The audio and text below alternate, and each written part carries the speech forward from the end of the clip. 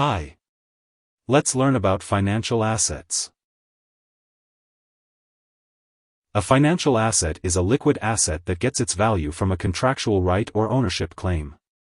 Cash, stocks, bonds, mutual funds, and bank deposits are examples of financial assets.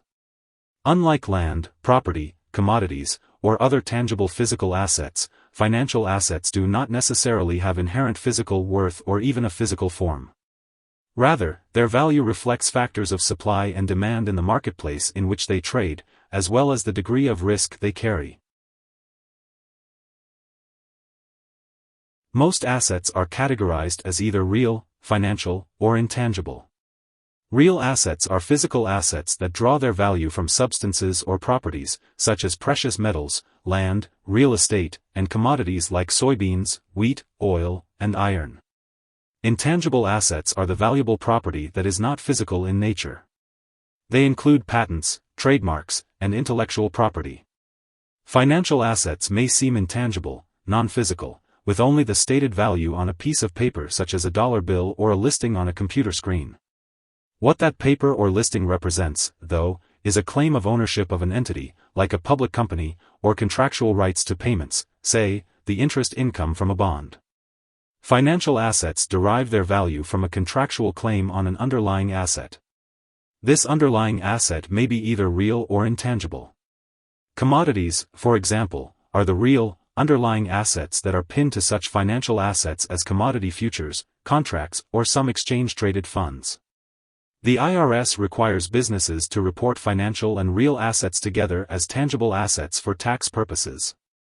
The grouping of tangible assets is separate from intangible assets. According to the commonly cited definition from the International Financial Reporting Standards, financial assets include stocks and receivables, financial derivatives, bonds, money market or other account holdings, and equity stakes. Many of these financial assets do not have a set monetary value until they are converted into cash, especially in the case of stocks. The purest form of financial assets is cash and cash equivalents, checking accounts, savings accounts, and money market accounts.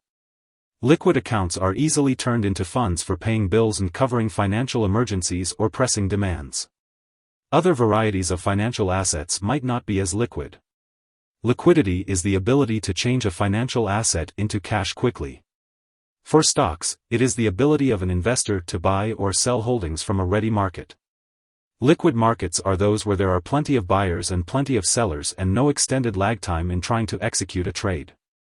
Maintaining funds in liquid financial assets can result in greater preservation of capital. Liquid assets like checking and savings accounts have a limited return on investment capability. ROI is the profit you receive from an asset divided by the cost of owning that asset. In checking and savings accounts, the ROI is minimal. They may provide modest interest income but, unlike equities, they offer little appreciation. The opposite of a liquid asset is an illiquid asset. Real estate and fine antiques are examples of illiquid financial assets. These items have value but cannot convert into cash quickly. Another example of an illiquid financial asset are stocks that do not have a high volume of trading on the markets. Often these are investments like penny stocks or high-yield, speculative investments where there may not be a ready buyer when you are ready to sell. Keeping too much money tied up in illiquid investments has drawbacks, even in ordinary situations. Doing so may result in an individual using a high-interest credit card to cover bills, increasing debt and negatively affecting retirement and other investment goals.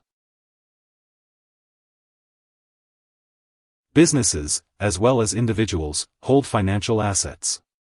In the case of an investment or asset management company, the financial assets include the money in the portfolios firm handles for clients, called assets under management.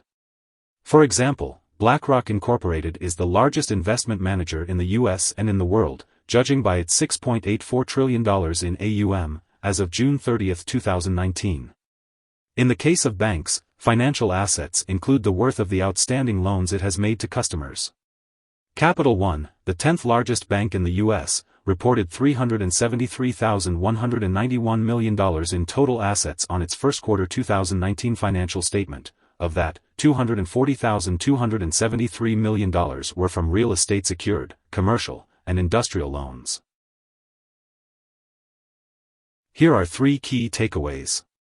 1. A financial asset is a liquid asset that represents, and derives value from, a claim of ownership of an entity or contractual rights to future payments from an entity. 2. A financial asset's worth may be based on an underlying tangible or real asset, but market supply and demand influence its value as well. 3. Stocks, bonds, cash, CDs, and bank deposits are examples of financial assets. Hope this would help. Thanks for watching.